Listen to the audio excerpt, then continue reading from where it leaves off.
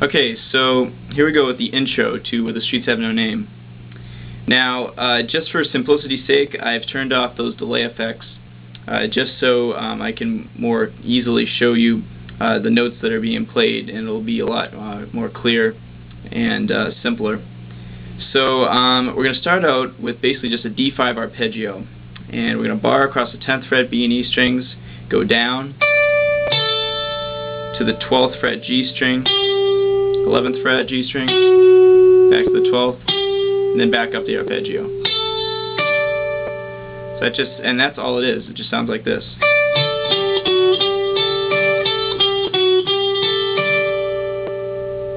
Now if I add those delay effects, you'll see how that comes together.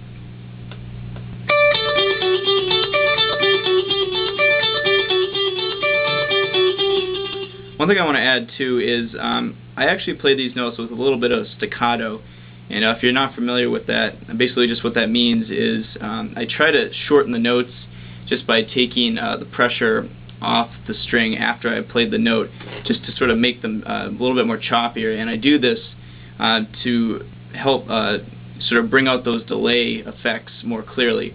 If you ring the notes together like this, you'll notice with the delay effects on, it won't sound as clear that those delays are being used.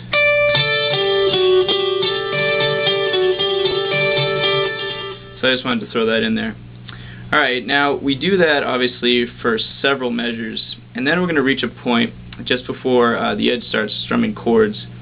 We're going to reach a point where we're just going to basically just go down the arpeggio 3 times. So after we do one of these, we're going to go back up, and then we're just going to, as I said, down the arpeggio 3 times.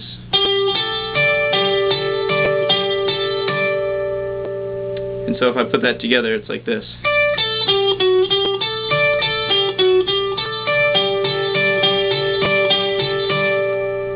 And this is the part when it just starts to build, as I said, into those chords being strummed.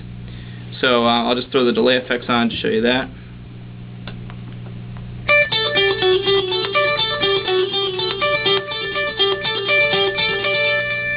And then we're going to come to a point where we're going to start just strumming some chords.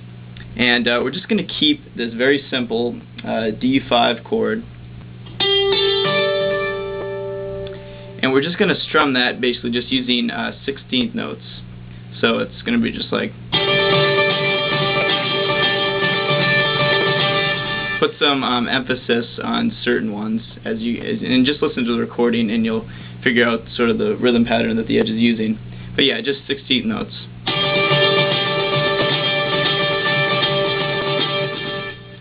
And then we're going to play a rhythm pattern which is played very often in the song, and I'm going to show you.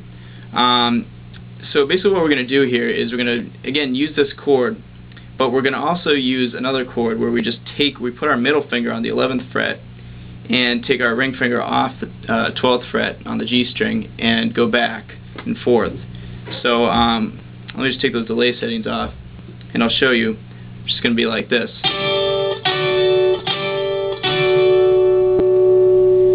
So basically the way this rhythm pattern is going to go is I'll show you just using the note on the G string, the notes on the G string, just because that's the only thing that changes. So it's going to go like this.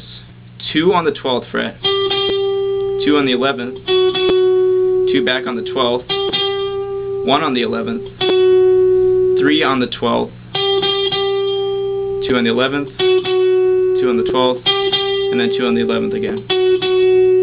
And so I did that very slowly, so it wouldn't make any sense to you right now, but if I just play that rhythm a little bit faster, you'll see what I mean.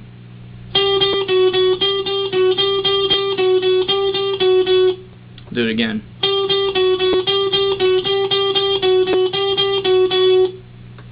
And then if we just add the other notes in, and I'll put those delay settings on now because he definitely keeps those delays on during a live performance.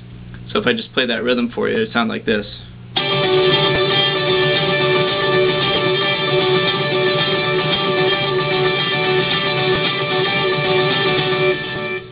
And and that's all it is. As you can see, I'm just alternating back and forth between those two chords.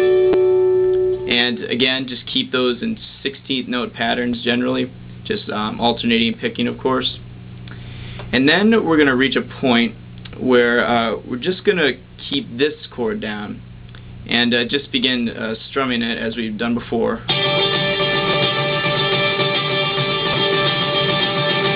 For 2 measures, and then we're going to play this other chord, which is going to be like this, a little bit different. Instead of playing this D here on the E string, 10th fret, we're going to play an E.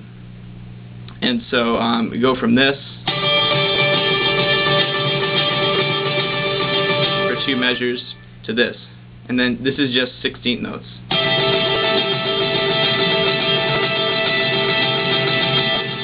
And you'll probably recognize that from the chording. And then that just leads us into the verse. And in the next video, I'm just going to play through that intro part that I just explained. That'll just put things in one big picture for you.